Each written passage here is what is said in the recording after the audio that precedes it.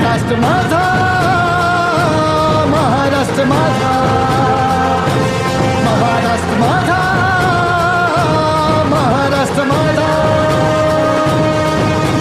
वंशाली रांगडा सह्याद्री आखाडा शिवबाची कीर्ती सांगतो. आषाढी कार्तिकात विसरवणी जात पात विठ्ठल नामात डुंबतो. वंशाली रांगडा सह्याद्री आखाडा शिवबाची कीर्ती सांगतो. आषाढी कार्तिकात विसरवणी जात पात विठ्ठल नामात डुंबतो.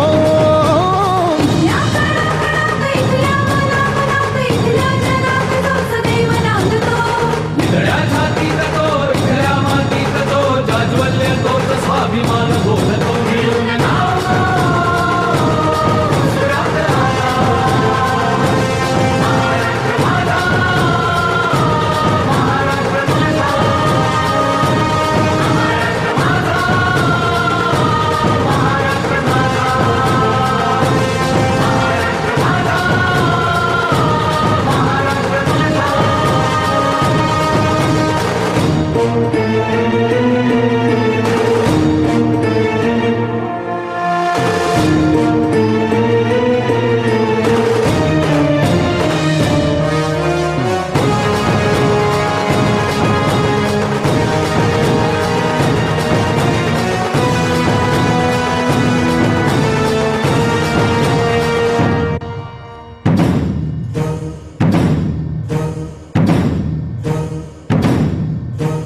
आंब्याच्या गोंधळात कडकडत्या संबळात हरिकीर्तनात रंगतो. नाथांच्या भारुडात भक्तीच्या गारुडात मिथिला भवताल दंगतो. आंब्याच्या गोंधळात कडकडत्या संबळात हरिकीर्तनात रंगतो. नाथांच्या भारुडात भक्तीच्या गारुडात मिथिला भवताल दंगतो. तो नावणीत खुलतो बतावणीत नाना घालात झिंगतो. रमतो परंपरात मातीच्या स्पंदनात ताला सुरात डोलतो.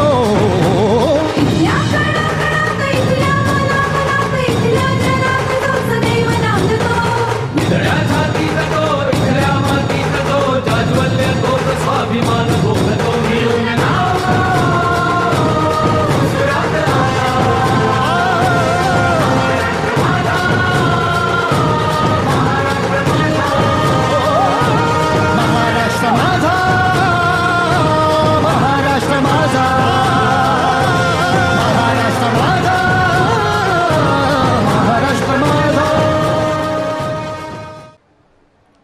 प्रेमी सज्जनों,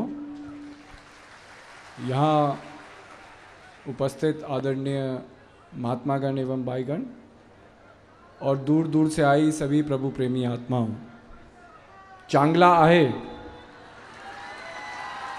देखिए, काफ़ी दिनों से हम सब लोग प्रभु श्री राम और माता सीता की इस कर्म भूमि में,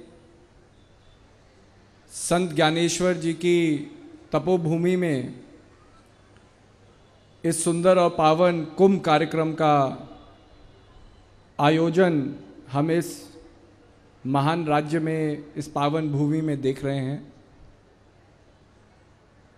और ये इतना बड़ा संत समागम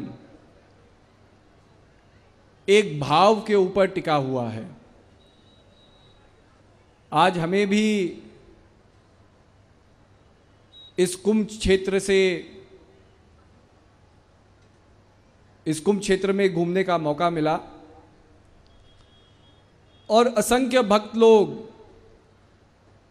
देश के नहीं लेकिन विदेश के कोने कोने से यहाँ पर पहुँचे हैं और लाखों की भीड़ कल उमड़ेगी शाही स्नान के लिए. जरा हम इस विषय पे चिंतन करें कि इतने लाखों करोड़ों लोग अगर इस स्थान पर खींचे चले हुए आ रहे हैं और यहाँ तक पहुँचने में बड़ा प्रयत्न भी है, मुश्किलें भी हैं। कुंभ का नाम सुन करके कितने लोग भयभीत हो जाते हैं कि भाई जाएंगे तो अपनों से बिछड़ जाएंगे, क्या होगा। लेकिन इतनी चुनौती होने के बावजूद भी एक कोई खिंचाव है जो हम सबको यहां खींचे हुए लाया है। और इस भाव का विश्लेषण हम करें तो यही भक्ति है। आज का आधुनिक मानव अपने मन की गति को रोक नहीं पाया है। यह अच्छा या बुरा नहीं है, क्योंकि देखिए मन के प्रभाव से हमने क्या कुछ नहीं पाया। कल गुरु महाराज जी ने भी एक बड़ा सुंदर उदाहरण दिया कि एक समय था कि अपने प्रियजन, अपने मित्रजन से बात करने के लिए कितना संघर्ष होता था। घंटों रुकना होता था, तब जाकर के कॉल होती थी। और मानव ने आज अपने सोच के द्वारा एक ऐसी टेक्नोलॉजी का, एक ऐसे उपकरण का इन्वेंशन किया कि आज हम सब मोबाइल फोन को अपने जेब में लेकर के घूमते हैं। और मोबाइल फोन केवल बातचीत करने का एक माध्यम ही नहीं रह गया, लेकिन मोबाइल फोन में इंटरनेट आने से इस संसार में क्या क्या हो रहा है, पूरे विश्व में क्या क्या हो रहा है, उसकी खबर, उसकी जानकारी रखने की योग्यता अचानक आपके अंदर आ गई है। अब जरा सोचिए, एक समय था कि जब कोई व्यक्ति यह सोचता था कि मैं बद्री धाम जी के दर्शन करके आऊंगा या 4 धाम की यात्रा करूंगा, तो गांव वाले उसकी विदाई करते थे, क्योंकि महीनों महीनों जंगलों का रास्ता से गुजर करके व्यक्ति को बद्रीनाथ पहुंचना होता था। रास्ते में कुछ हादसा हो जाए, बीमारी हो जाए, कोई जंगली जानवर आकर के आदमी को मार दे, ये किसी को नहीं पता था। तो गांव वाले मिलकर के उसकी विदाई कर देते थे कि भाई कल तू वापस गांव लौटे ना लौटे ये हम नहीं जानते, लेकिन क्योंकि आज तू इस पुनीत कार्य के लिए निकल रहा है, तो सारे गांव वाले आकर के उसकी विदाई करते थे। और अगर वो कई महीनों बाद 4 धाम की यात्रा करके या बद्री विशाल जी के दर्शन करके अगर घर वापस पहुंचता था, तो पूरा गांव ये मानता था कि यह व्यक्ति हमारे पूरे गांव वासियों की तरफ से बद्रीनाथ जी के दर्शन करके आया है। तो उसकी बहुत हर्ष उल्लास से उसको वापस गांव में लाया जाता था। आज इंटरनेट है, आज का आधुनिक जो मन है तुरंत जानना चाहता है कि भाई परिस्थिति क्या होने वाली है। अगर मैं आपसे कहूं कल बद्रीनाथ जाना है, तो तुरंत आदमी अपने मोबाइल फोन में यह देखेगा कि वहां का मौसम कैसा है। ठंडी है तो मैं गर्म कपड़े ले जाऊंगा, रास्ता कितना लंबा है, कितने घंटों में वो रास्ता कायम होगा, उस सफर में अगर रास्ते में कहीं बाधा है तो वो भी पता चल जाता है कि जी फलानी जगह में लैंडस्लाइड हो गई है, रास्ता कुछ घंटे बाद खुलेगा। हम अपने मुकाम पहुंचे नहीं हैं, लेकिन पहले से ही कितनी तैयारी कर दी उस मुकाम तक जाने के लिए।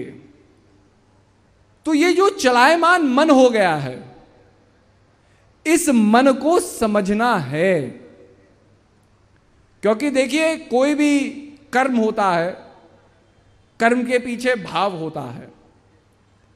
आज इतना बड़ा ये कर्म हो रहा है, ये संसार की रचना हो रही है, तो जिसने ये रचना की है उसके मन के अंदर भी तो कुछ हो रहा होगा कि मैं ये रचना क्यों कर रहा हूं। आप लोग दूर दूर से यहां आ रहे हैं तो एक आस्था को मन के अंदर बांध करके आ रहे हैं कि अगर हम कुंभ में जाएंगे, वहां स्नान स्नान में डुबकी लगाएंगे तो क्या होगा। किसी के मन के अंदर कुछ ना कुछ तो भाव है, मेरे जीवन का कल्याण होगा, मुझे नया जीवन में मार्गदर्शन मिलेगा, मुझे अपने गुरु महाराज जी के दर्शन मिलेंगे, उनका सत्संग मिलेगा, उनका मतलब कोई ना कोई भाव है जो आपको यहां लाया है, इस कर्म को संभव किया है। ऐसे ही महान पुरुष समझाते हैं कि इस सृष्टि की रचना भी किसी आधार, किसी बुनियाद पे हुई है। और वो बुनियाद क्या है कि मानव अपने आप को जान करके परमात्मा को जान सके। अब ये बड़े साधारण शब्दों में समझाया जा रहा है कि अपने आप को जान करके परमात्मा को जान सके। अब अपने आप को जानना अनिवार्य क्यों है? तो हमारे शास्त्रों में, जब हमारे शास्त्रों के जो लेखक थे, जिन्होंने हमारे शास्त्रों की रचना की, जब उन्होंने इस संसार का अनुभव किया, अपने जीवन का अनुभव किया, तो उनके मन के अंदर एक प्रश्न आया, और वो बड़ा साधारण सा प्रश्न था। कभी कभी हम भी अपने जीवन से ये प्रश्न पूछते हैं कि भाई मैं जीवन में क्या कर रहा हूं, मेरा जीवन में आना क्यों हुआ है।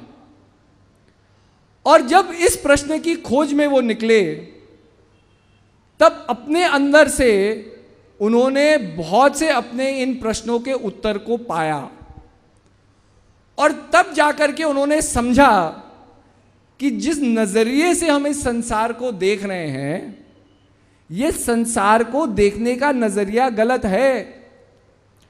और क्योंकि संसार को देखने का नजरिया गलत है, हम इस संसार के उद्देश्य को, अपने जीवन के उद्देश्य को समझ नहीं पा रहे हैं। इसलिए उन्होंने सबसे सुंदर तरीके से समझाया कि जो पिंड में है वही ब्रह्मांड में है। अब देखो, बड़ा साधारण सा ये एक पंक्ति है, जो पिंड में है, जो ब्रह्मांड में है, लेकिन इसकी गहराई में आप जाएं तो इसकी गहराई में कितना अगाध सत्य छिपा हुआ है। जब हम इसके ऊपर चिंतन करते हैं तब समझ में आता है। अब हमारे शास्त्र कब लिखे गए, जरा कल्पना कीजिए। तो कोई कहता है कि जी जो गायत्री मंत्र है वो 10,000 साल पुराना है। जो संसार का सबसे ओल्डेस्ट रिलीजन है वो भी अपने आप को इतना पुराना नहीं बताता, क्योंकि भाई जिसकी शुरुआत है उसकी एक डेट है। हम कहते हैं भाई ईसाई धर्म का शुरुआत कब हुआ, तो जब ईसा मसीह आए, उन्होंने प्रचार किया, और जो उनके शिष्य बने उन्होंने ईसाई धर्म को एक रूपरेखा दी। तो ईसाई कब आए, ईसा मसीह कब आए, तो हम कहते हैं जी 2000 साल पहले आए। तो 2000 साल पहले से पहले तो कोई ईसाई धर्म नहीं था, कोई क्रिश्चियन फेथ नहीं था। ऐसे ही बौद्ध धर्म कब आया, तो उसकी भी संख्या है। भगवान बुद्ध इस समय पैदा हुए, आज से 2600 साल पहले पैदा हुए, तो उसका भी वर्णन है, इतिहास है। उससे पहले तो कोई बौद्ध धर्म में मानने वाला नहीं था।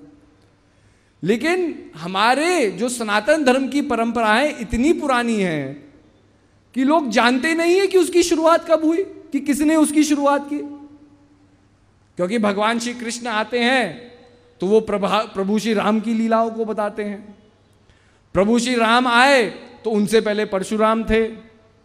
ऐसे ही धीरे धीरे आप देखो कि ये ज्ञान कितना पुराना है, तो आदमी को हैरानी होगी कि हजारों साल पहले जब हम कल्पना करते हैं कि आदमी जंगल में रहता था, आदमी के पास ये आधुनिक उपकरण नहीं थे,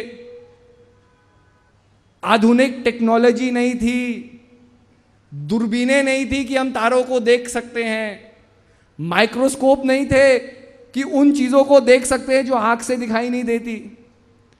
लेकिन फिर भी हमारे जो धर्म स्थापक थे, जिन्होंने धर्म की स्थापना की, उन्होंने कहा जो पिंड में है वो ब्रह्मांड में है। आज क्वांटम फिजिक्स इस बात की पुष्टि कर रहा है। अभी अभी हाल ही में कुछ साल पहले साइंटिफिक कम्युनिटी में बड़ी हलचल मची थी कि स्विट्जरलैंड में सर्न लैबोरेटरीज में गॉड पार्टिकल को ढूंढा गया है। गॉड पार्टिकल क्या है? तो आज से कई साल पहले, आज से 60-70 साल पहले, दो वैज्ञानिक थे जिन्होंने मंथन किया कि आज तक हम संसार को कैसे देखते हैं।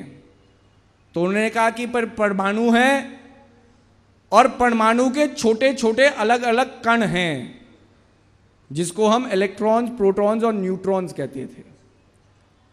मतलब जो इस संसार को बनाने वाली ईंटें हैं, बिल्डिंग ब्लॉक्स है।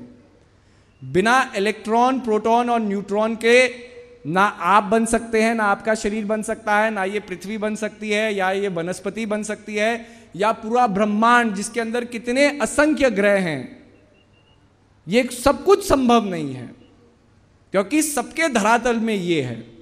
तो दो वैज्ञानिकों ने सोचा, उन्होंने एक थ्योरी बनाई कि इन कणों से भी छोटा कोई कण हो सकता है, क्योंकि इलेक्ट्रॉन, प्रोटॉन, न्यूट्रॉन जब आप बड़ी बारीकी से उनको देखते हैं तो वो 3 अलग अलग कण हैं जो अपनी अपनी परिक्रमा कर रहे हैं, अपने अपने काम को कर रहे हैं, अपनी अपनी एनर्जीज को रख रहे हैं, अर्थात उसमें विभाजन है। इलेक्ट्रॉन प्रोटॉन की तरह नहीं हो सकता। तो कहने का अभिप्राय यह है, उन्होंने ये सोचा, लेकिन उस समय विज्ञान इतना विकसित नहीं था कि जो वो सोच रहे थे उसको वो प्रमाणित प्रूफ के साथ दे सकते थे। धीरे धीरे विज्ञान बढ़ा, सर्न लैबोरेटरी बनी। सर्न लैबोरेटरी पूरे स्विट्जरलैंड जिनीवा शहर के नीचे एक चक्रव्यूह बनाया गया जिसके अंदर 2 कणों को इतनी तेजी से घुमाया गया, और फिर जब वो बहुत तेजी से घूमने लग गए तो उन 2 कणों को टकराया गया। भाई अगर मैं एक ईंट लूं और 2 ईंट टकराएंगे तो क्या होगा? भाई वो और छोटे छोटे कण में विभाजित हो जाएंगे। फिर मैं छोटे छोटे कणों को लूंगा, उनको टकराऊंगा तो क्या होगा? वो और छोटे छोटे कण में पैदा हो जाएंगे। तो साइंटिस्ट लोगों ने कहा कि भाई सबसे छोटा पार्टिकल क्या है, उसको हम जानें।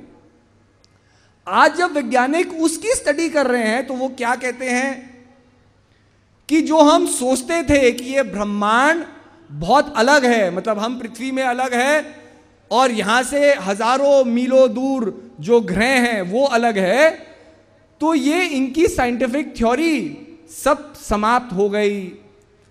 क्योंकि गॉड पार्टिकल ने क्या बताया कि एक ऐसा कण है जो इस समय यहां भी मौजूद है, मतलब इस पृथ्वी में भी है, और इस पृथ्वी से अगर आप हजारों करोड़ों मील की दूरी पे भी चले जाए, इस ब्रह्मांड को छोड़ करके दूसरे ब्रह्मांड में भी चले जाए, वो कण वहां भी मौजूद है। अगर इस कण को यहां हिलाओगे, उसके अंदर कोई स्पंदन करोगे, तो इंस्टेंटेनियसली ध्वनि, प्रकाश से भी तेज वो जो कण उसका एक हिस्सा है जो यहां से दूसरे ब्रह्मांड में भी होगा, उसके अंदर भी वो स्पंदन होगा। जरा सोचो, सोचने की बात है ना। बिना सर्न लैबोरेटरी के हमारे धर्म संस्थापकों ने ये चीज कैसे जानी? सोचने की बात है। मतलब कहा जो पिंड में है वही ब्रह्मांड में है। आज से हजारों साल पहले जो आज का विज्ञान जिन चीजों को स्थापित कर रहा है, हमारे वैदिक साइंसेस ने इन चीजों की पुष्टि तो कितनी साल, मतलब हजारों साल पहले कर दी, जब आदमी कल्पना भी नहीं कर सकता था कि आदमी की सोच इतनी विकसित होगी। तो सबसे पहले यह समझ में आता है कि हमारे जो मनोवैज्ञानिक थे, मन के साइंटिस्ट थे, उनके पास कोई विधि तो होगी इस चीज को जानने की, इस अनुभव को प्राप्त करने की। इसी के लिए अपने आप को जानना शेष है। और यही भगवान बुद्ध भी कहते हैं। भगवान बुद्ध जब शरीर छोड़ने लग गए तो उन्होंने एक चीज अपने शिष्यों से कही। उन्हें कहा, अंत में जब तुम अपनी मंजिल को पहुंच लोगे और तुम्हारे जीवन के मुकाम पूरे हो जाएंगे, तुम्हें केवल एक ही एहसास होगा कि तुम्हारे जीवन का सफर तुम्हारे अंदर से शुरू हुआ था और तुम्हारे जीवन का सफर तुम्हारे अंदर ही समाप्त हो गया, और कुछ नहीं। In the end, when you have reached your destination and all your goals are attained, you will only realize that you traveled from yourself to yourself and nothing more. अब आप जरा इस बात पे गौर कीजिए, भगवान बुद्ध क्या कह रहे हैं।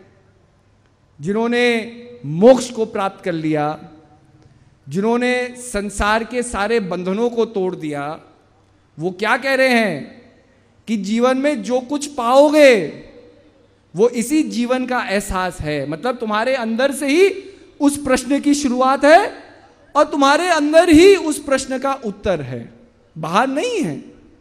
तो ये बाहरी जगत क्या है, ये बाहरी आकर्षण क्या है, इसको हमारे शास्त्रों ने कहा माया। माया मतलब जो दिखने में सत्य के तरीके प्रतीक होती है लेकिन सत्य नहीं है।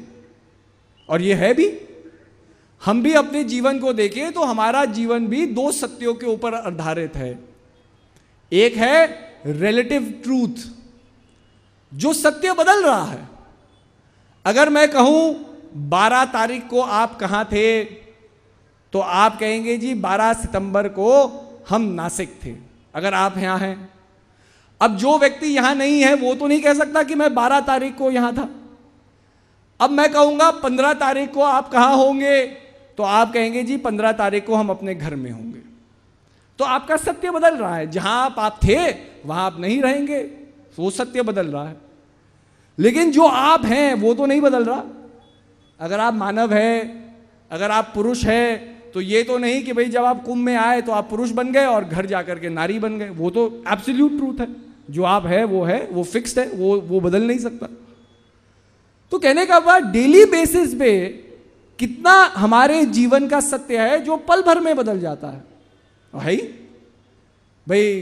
एक व्यक्ति है, संघर्षों से गुजरता है, दुखी हो जाता है, हम यही सोचते हैं कि भाई सारा दुख हमारे लिए बनाया है संसार में। और फिर क्या होते हैं, प्रभाव बदलते हैं, परिस्थितियां बदलती है। कोई व्यक्ति आकर के पल भर में हमें हंसा देता है, जैसे ही हम हंसते हैं वो दुख समाप्त हो जाता है, एक मेमोरी बन जाता है, एक याद बन जाता है, जिसको हम सोचते हैं कि अरे वो व्यक्ति नहीं होता या ऐसा नहीं होता तो आज हम कितने दुखी होते। तो कहने का अभिप्राय यह है कि सबसे पहले हमें यह समझना है, ये जीवन क्या है। ये जीवन प्रभु परमात्मा की एक इच्छा का दर्पण है। हमारे शास्त्र बड़े सरल तरीके से समझाते हैं इस सृष्टि की रचना क्यों हुई, जरा सोचो। और सृष्टि की रचना में कितने हजारों करोड़ों साल लग गए इस सृष्टि को बनते बनते। अब हम ब्रह्मांड की ओर देखें तो भाई हमारे ही ब्रह्मांड में कितने और ग्रह हैं, मंगल ग्रह है, बृहस्पति है। ऐसे ही हमारा एक ब्रह्मांड है। लेकिन कहा जाता है जिस सौर्य मंडल में हम रह रहे हैं, जिस गैलेक्सी में हम रह रहे हैं, ऐसे हमारे जैसे कई और ब्रह्मांड है, कई और मिल्की वेज हैं, मतलब हमारी तरह सोलर सिस्टम है। तो उसमें कितने ग्रह होंगे। अब इतने हजारों ग्रह हैं, लेकिन सारे ग्रहों में पृथ्वी ही एक ऐसा ग्रह है जहां जीवन है, जहां पानी है, जहां वनस्पति है। तो अगर देखो कि जिसने भी इस सृष्टि की रचना की, लेकिन विशेष कृपा पृथ्वी पे हुई, क्योंकि अगर पृथ्वी थोड़ी और सूर्य के पास होती तो ये जीवन जो हम देख रहे हैं ये हो ही नहीं सकता था। और थोड़ी और दूर होती तो इतनी ठंडी होती कि जीवन रह ही नहीं सकता, सस्टेन ही नहीं हो सकता था। तो कितनी विशेष कृपा होगी, कितनी प्लानिंग होगी, कितना बड़ा इंजीनियरिंग फीट होगा कि पृथ्वी ही एक ऐसा ग्रह है इस ब्रह्मांड में जहां जीवन पनप रहा है, धीरे धीरे जीवन पनपा है, धीरे धीरे जीवन पनपा है। और इस जीवन के अंदर चेतना की कितनी बड़ी शक्ति है कि एक जमाने में जो बंदर था आज हवाई जहाज में बैठ करके केवल इस लोक का नहीं लेकिन इससे परे जो लोक हैं, जो और ग्रह, वहां पर जाने की कामना कर रहा है। चंद्रमा तक मानव पहुंच गया, भारत का मंगलयान मंगल पहुंच गया। आज ये सोचा जा रहा है, कल्पना की जा रही है कि जिस तरह से पृथ्वी की आबादी बढ़ रही है, हम कोई ऐसा ग्रह ढूंढे जो पृथ्वी के समान है, जहां पानी है, जल है, वायु है। और जब यहां की पॉपुलेशन बढ़ जाएगी तो यह कल्पना आने वाले भविष्य की है कि मानवों को स्पेसशिप में बिठा करके उस ग्रह में भेजा जाएगा, टेराफॉर्मिंग, कि हम दूसरे प्लैनेट को पृथ्वी जैसा बना लेंगे। जरा सोचो, मतलब कहां मानव गुफाओं में रहने वाला, लकड़ी और पत्थर से अपने जीवन का निर्वाह करने वाला, आज इतनी बड़ी चेतना रख रहा है कि हम और ग्रहों में बसने